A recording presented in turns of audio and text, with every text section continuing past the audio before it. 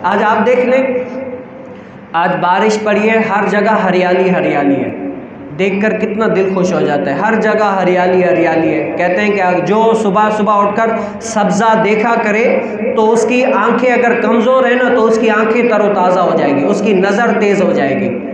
आज हरियाली देखकर कितना खुशी होती है, सबको मज़ा आता है।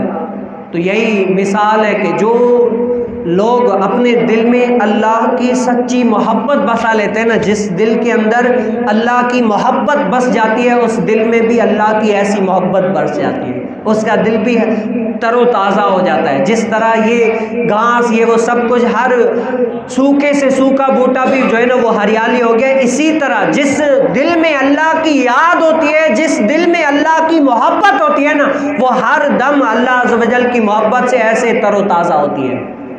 ए दिल है दूर तजल्ला, ए दिल है अर्श मोहल्ला, ए दिल है मेराब मुसल्ला, ए दिल है मेराब मुसल्ला, पर होवन भाग भले कमले धूर सियाणी, बिना रब दे कूड़ कहानी। ओ सुते रह गए रब को न याद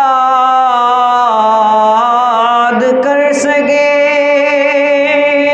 नींद गाफिल आई तुझे कर दिया।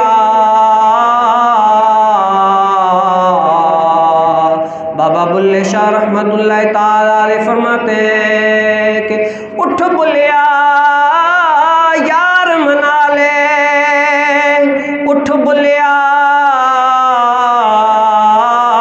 यार मना ले, न तले गए बाजी कुत्ते